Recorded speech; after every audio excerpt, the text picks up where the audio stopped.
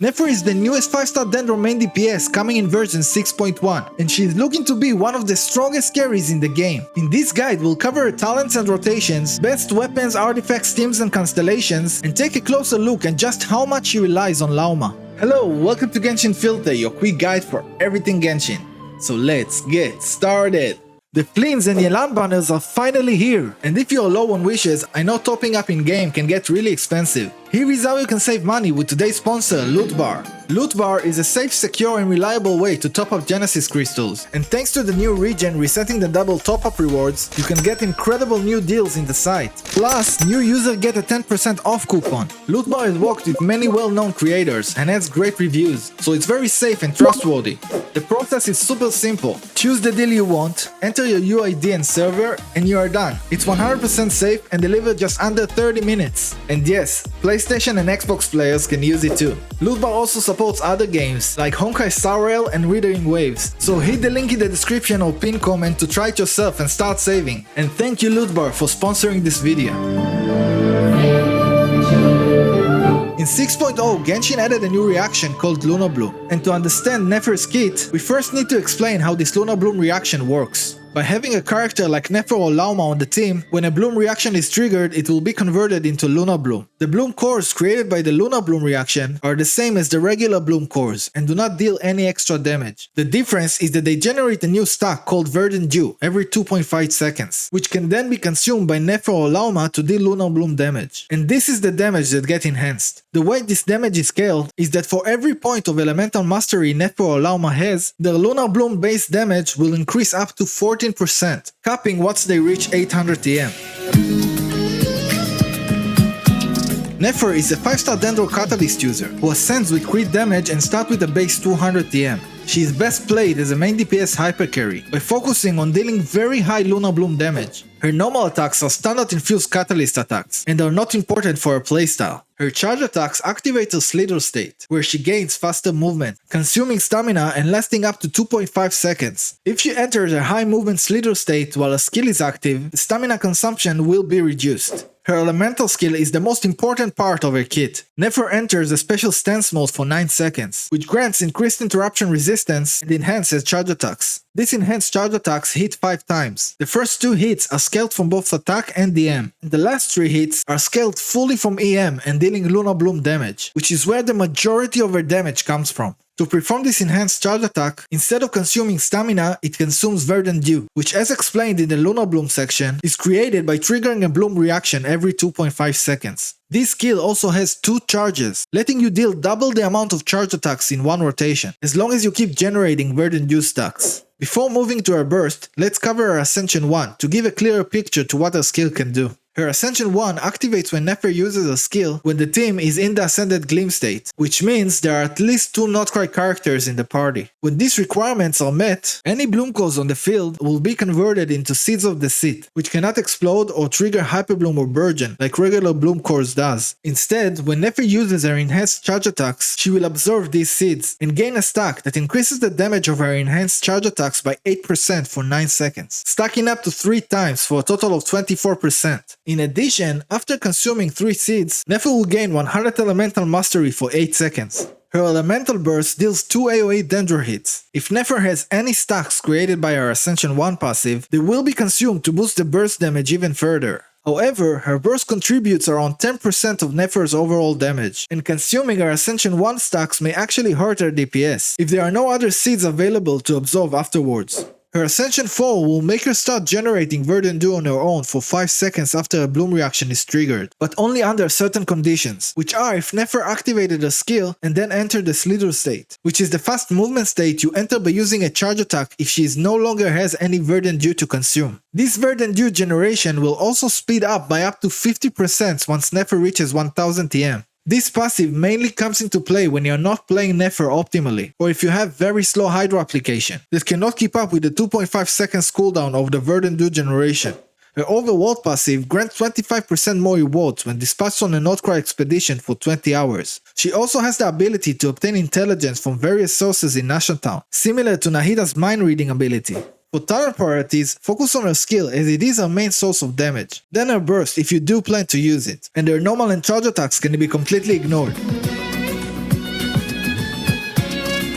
For rotation, start by using your team's talent to activate their buffs, and apply Hydra and Dendro to the enemies to trigger the Lunar-Bloom reaction and generate Verdant Dew. If you use Lauma in the team, make sure to use a skill tap and not the hold version, so Lauma will not consume the Verdant Dew you already generated. Then swap to Nefer and press her skill to enter a special stance. Perform 3 charge attacks, then use the skill's second charge and do another 3 charge attacks. Before each charge attacks, make sure you have at least 1 Verdant Dew, so she performs her enhanced charge attacks instead of the regular ones. If you trigger a regular charge attack, it's fine since it will activate her Ascension 4 to help her generate Verdant Dew faster. If you choose to use her burst, remember that it consumes her Ascension 1 stack, which gives a strong buff to her charge attacks that makes up the majority of her damage. I would recommend using it only after spending your charge attacks, or when you have 3 seeds on the field to refresh the buffs, or honestly even consider not using it at all, given its low contribution and the fact that it makes a rotation longer. Her signature weapon, Reliquary of Truth, is by far her best in slot, giving 8 crit rate, 120 elemental mastery, and a whopping 124 crit damage. You can also use any offensive crit or EM catalyst you have. The new catalyst Dawning Frost can be one of her best options at R5, but you do need to pull on a weapon banner to get it. She also has a great free-to-play option with the Black Mirror Lantern, which is the not quite craftable weapon, and at R5 is a very competitive choice for her.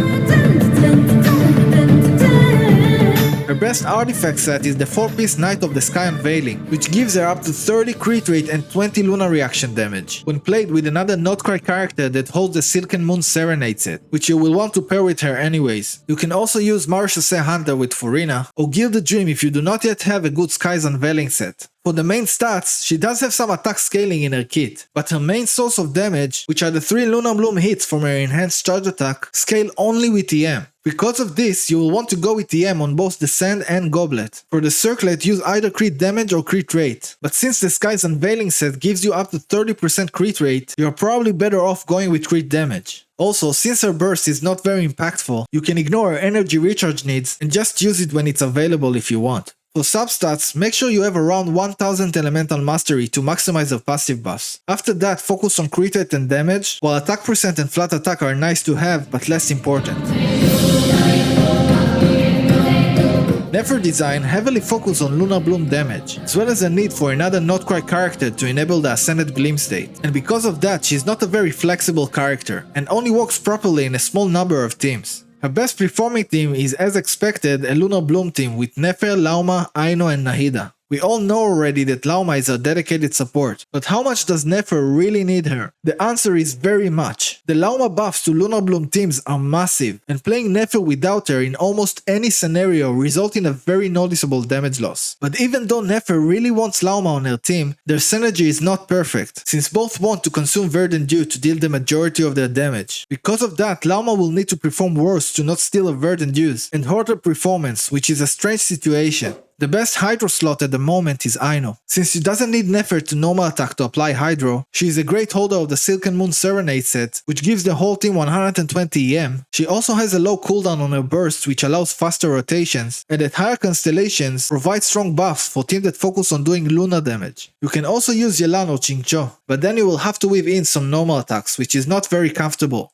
Furina is also an option, but her burst will not help much, and you will have to use a healer on her team, which is a big weakness in her team at the moment, as she don't really has a dedicated healer or even a shielder. There is also a strong chance Colombina will replace Aino as the best Hydro support for Lunar-Bloom teams, and maybe giving them a significant buff, but we will have to wait and see.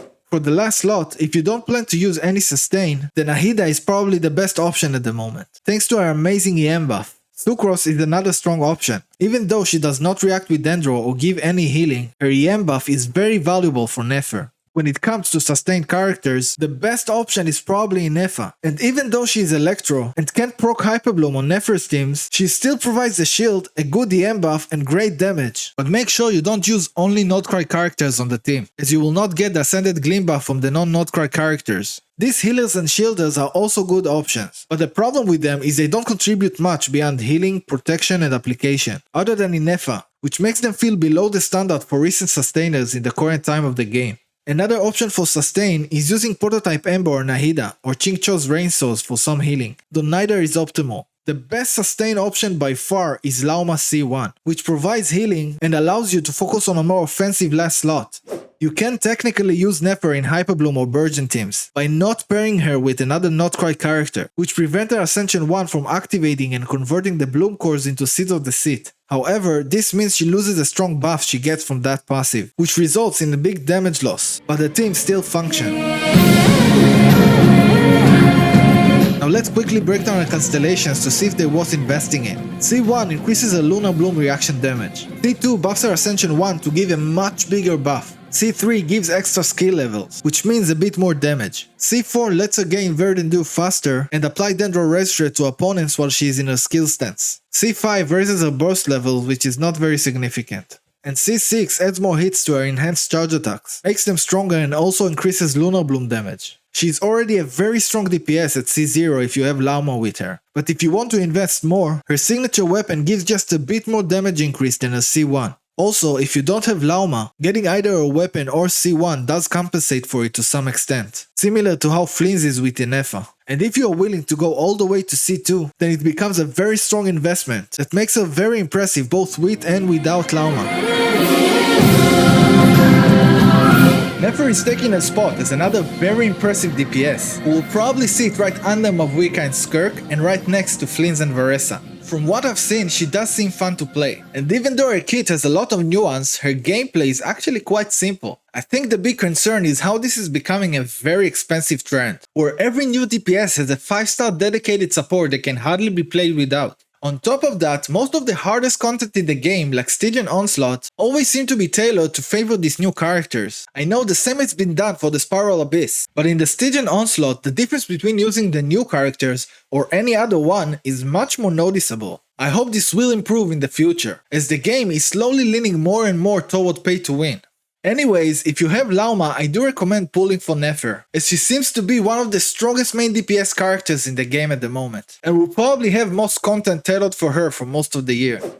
And that's a wrap. If this video helped you in any way, consider giving it a like and subscribe for more filter guides. Thank you so much for watching, and I'll see you next time. Cheers!